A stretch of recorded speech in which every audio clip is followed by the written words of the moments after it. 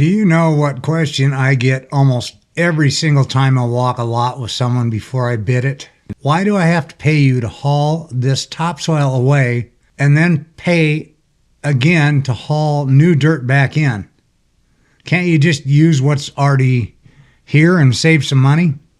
Well, it's a completely fair question, and by the end of this video, you're going to understand exactly why that's not possible and why trying to skip that step would be one of the most expensive mistakes you could ever make on your own build. If this kind of straight talk is useful to you, tap the like button. Let's get into it. First, let's talk about what topsoil actually is, because most people think dirt's just dirt. It isn't. It's far from it.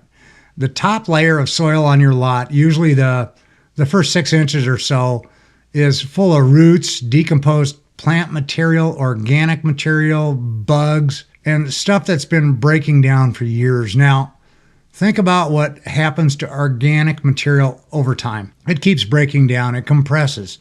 It shifts. It does not stay in place. So if you try to build a house pad on top of that or use it as fill inside the pad, you're building your foundation on material that it's going to keep moving long after your home is finished. That's what causes cracked slabs, doors that don't close, and foundation problems that can cost tens of thousands of dollars to fix years down the road. The topsoil has to come off. That part isn't a judgment call. Now, here's the second part. Why do we have to bring in new dirt at all? Why can't we just use the native soil that's already on the lot once we've scraped the topsoil off? Sometimes we can blend in some native material, but when we need to raise your pad elevation, which is almost always the case on a new build, we have to import all the fill. And that fill can't just be any dirt from anywhere. The fill we bring in is called screen fill dirt. Before it ever gets loaded onto a truck and leaves the pit, a geotechnical testing firm goes out to that source pit and runs tests on the material.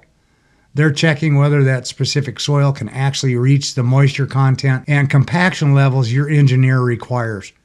That test is called a Proctor test. It tells us what percentage of moisture that soil needs to be at and exactly how dense it needs to be compacted to qualify as structurally sound. Those numbers are put into the testing machine they use on site to make sure it reads properly. If the material doesn't pass those tests at the pit, it doesn't ship. We're not grabbing some dirt off the side of the road and dumping it under your house. It's tested and qualified before it ever touches your lot. Here's the part that closes the door on this question, because even if someone wanted to argue the science, this part isn't a debate. When you pull a permit to build a home in Arizona, your civil engineer specifies what type of fill is required and exactly how it has to be compacted. That gets reviewed and approved by the city or county building department. It's written right on your approved plans. The inspector who shows up on the job site is checking that the work was done to those specifications. Using topsoil as structural fill isn't just a bad idea. It's not allowed. Your engineer won't sign off on it. Your inspector won't pass it. And if you're acting as your own general contractor, the liability, if something goes wrong, falls on you. Here's the simple version.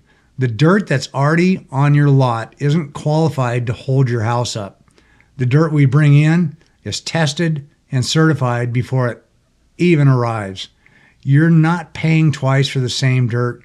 You're paying for two completely different scopes of work that both happen to have to do with dirt. If you're building in the North Valley and you have questions about your site prep, head on over to AccuDirt.com or give me a call. Half the time, a 5-minute conversation saves a lot of headaches later.